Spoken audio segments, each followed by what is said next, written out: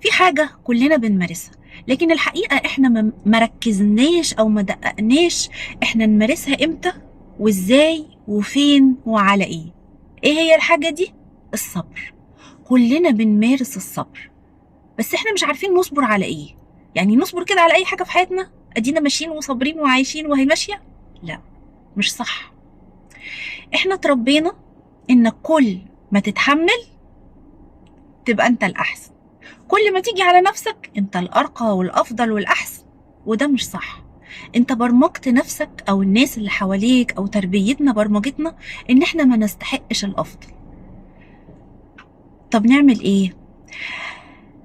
انا هسألكوا سؤال، كل واحد فيكم يفكر كده وهو قاعد في حاجة هو صابر عليها، صابر عليها مستني عوض ربنا عنها.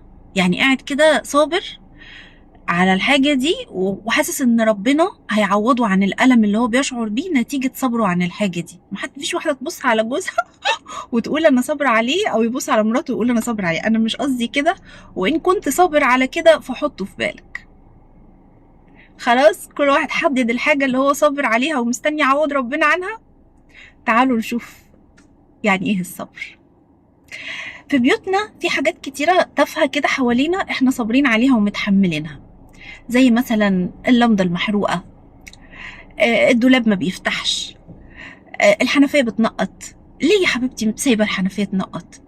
ليه ما غيرتيش اللمضة لما اتحرقت؟ ليه بتبصي في مرايتك وهي مكسورة؟ ده مش قدرك، دي حاجات تافهة انت ممكن تغيريها. ليه مخلية يعني نفسك وشغلة طاقتك ووقتك بحاجات تافهة زي كده، لما انت ممكن تغيريها وتشغلي نفسك بقى بالحاجات الأكبر؟ لما بتصبروا على الحاجات التافهة دي، الحنفية بتنقط ولا الكرسي معوج والحاجات دي، لما تصبروا عليها وما تغيروهاش، معنى كده انكم مش هتقدروا تغيروا الحاجات الكبيرة اللي مضايقاكم، مش هتقدروا تشيلوا الألم اللي بيجيلكم من الحاجة الأكبر. فتعالوا كده هو نغير الحاجات البسيطة دي. حنفية بتنقط نجيب الراجل يصلحها، اللمضة مكسورة نركبها، النضارة بلبسها وافضل اربط فيها ليه ما أنا اصلحها وادي عند الراجل عشان يصلحها؟ ليه اشرب في فنجان مكسور ولا في طبق مش نظيف؟ ليه اعمل كده؟ بدام انا اقدر اعمل حاجه، ده ربنا هيحاسبنا. بدام ربنا مدينا القدره ان احنا نغير الحاجات البسيطه دي واحنا ما بنغيرهاش، ربنا هيحاسبنا. طب يعني ايه الصبر؟ واصبر امتى واصبر فين؟ هقول لكم. اصبر لو ربنا ابتلاني بالمرض، سواء المرض ده كان كبير او صغير، سناني بتوجعني مثلا، اصبر. بس هصبر ايه؟ مش هحط ايدي على خدي واصبر، ده انا هروح للدكتور وهاخد العلاج، وهصبر بقى في الفترة ما بين ما ربنا ابتلاني بالمرض سواء كان كبير أو صغير لحد الشفاء، وابقى راضية وعلى يقين إن ربنا معايا وأكيد ربنا هيشفيني. يبقى أنا رضيت وصبرت، وفي نفس الوقت أخدت بالأسباب الشفاء، مش سبت نفسي كده. الصبر أثناء العملية، أنا بعمل، بسعى وبصبر. طب إيه كمان؟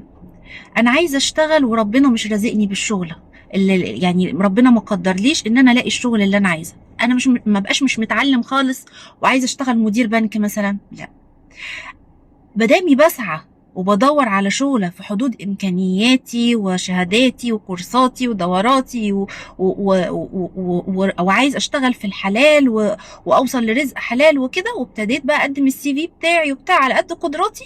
في الفترة ما أنت ابتديت تسعى إن أنت تلاقي شغل لحد لما هتلاقي الوظيفة المناسبة ليك، أنت صابر في الوقت ده، انت تحملت آلام او صبرت، لكن انت بتسعى وبتعمل. يبقى الصبر اثناء العملية، اثناء ما الطالب بيذاكر علشان ينجح، سواء كان في الثانوية او عايز ياخد الماجستير، هو بيعمل بيأخذ بالاسباب، فهو اذا بيصبر. طول ما انت بتاخد الاسباب وراضي باللي قدره الله عليك. يعني ايه راضي؟ راضي واخد بالاسباب، يعني على يقين ان ربنا معاك. مش يعني مثلا مش عييت انت ربنا بلاني بالمرض بقى، يعني انا كفرت بقى، انا مش هعبد ربنا، انا مش هصلي. لا، انا راضي باللي ربنا ابتلاني بيه، بس انا بسعى وبعمل اللي عليا وباخد باسباب الشفاء علشان ربنا يشفيني، او باخد باسباب النجاح وبذاكر وببذل المجهود المطلوب مني علشان انجح. وبعدين العمل عليا والنتيجة على ربنا. لا يضيع الله اجر من احسن عملا. لكن ما وابقى على يقين من النتيجة وكل حاجة، واتوكل على الله وكل حاجة، واعمل اللي عليا واسعى. لما اغير بقى الحاجات البسيطة دي، اصلح المراية اللي ببص فيها، اشرب في فنجان سليم، اصلح اللمضة، اجيب الراجل يصلح الحنفية، الحاجات التافهة اللي حواليا دي، وخصوصا لو كانت حاجات الناس ما تعرفهاش، يعني حاجة تخصني انا بس، فانا كده بوسع في عقلي وفي قلبي وفي ذهني وفي طاقتي مكان علشان استقبل حاجات تانية اكبر، علشان اقدر احل مشاكل اكتر، علشان اصبر على الحاجات اللي تستحق الصبر. وزي ما قلنا، الصبر في العملية مع اخذ الاسباب علشان اغير.